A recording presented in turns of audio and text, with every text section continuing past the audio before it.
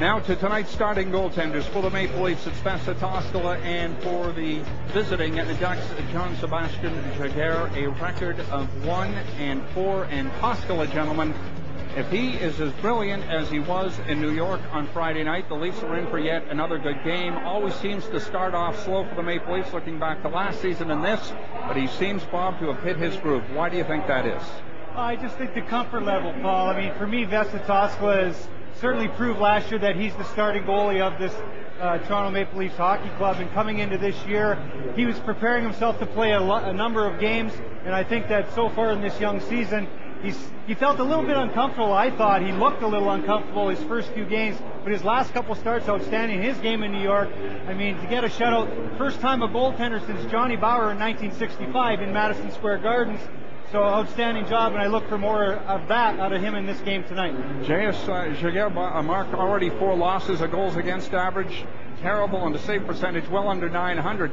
Is his record reflective of how well the team is playing defensively in front of him? Because they've been very bad. Well, absolutely. And you look at that Heinz decor, and half of it is gone from last year and been replaced. But something interesting about J.S. Jaguar that might be affecting him, and this is pure speculation, is one of the small goalie changes, rule changes that they made this year was regarding the knee pad that is underneath the goalie pad.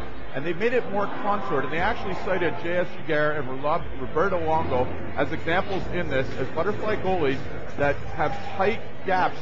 Basically their knees fall behind them instead of spreading out to the side. And what this pad would do was cover that 5-hole.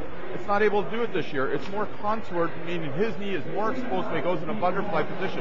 Now you got to think, if he's overcompensating for that, maybe that's opening up holes elsewhere. But ultimately, he's one of those goalies. He's always been above 900 throughout his career with a save percentage. You know he'll bounce back, but of course, it is reflective of the guys in front of you supporting you as well. All right, it is time for the EA Sports It's in the Game question of the night. And tonight's question is, has Nikolai Kulemin found his comfort zone now? What do you think, Mark? Absolutely, I think so. You can see him getting more and more comfortable each and every day, whether it be at practice or at the game. His wife has now arrived in town, who, from what we all understand, is fluent in English. That's got to make life away from the rink that much easier. But just getting used to the NHL lifestyle, the pace of practice, the scheduling, the travel, all these things are all new experiences for a young player like that. Forget about the cultural differences.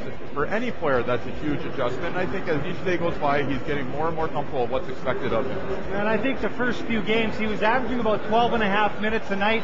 Last game, 17:48. So for me, I think Ron Wilson is starting to reward him with his good play, giving him more quality ice time, and as a result, I think you're going to see him become that much better.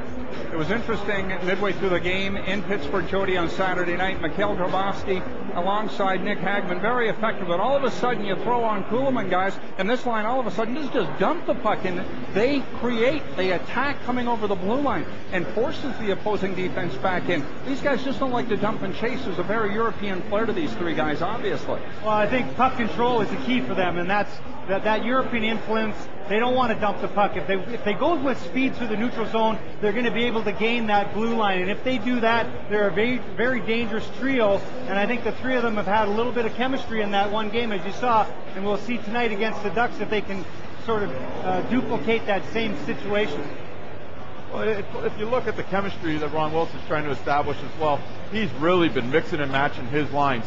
But there's always been 2 of these 3 guys together throughout all that mixing and matching, and it was just a matter of time before they fell back together, and it really does seem like they've got that chemistry. And like you said, it comes from puck possession and using their speed. And with Nicholas Hagman, he's really great at controlling that puck, and it takes 2 special players to understand when to jump in, when to sit back. And it seems like Grabowski and Kulemin really understand how to adjust to his style of play when he's hanging onto that puck. Almost game time. We've got to take a quick break, and we'll come back. Final thoughts as we count down to the puck drop on TSN. As we go to break, we'll talk about the Pink Ribbon Night. Go to mapleleafs.com. Make a donation. Every loony and toonie counts. The pink boas are out. You got to support that.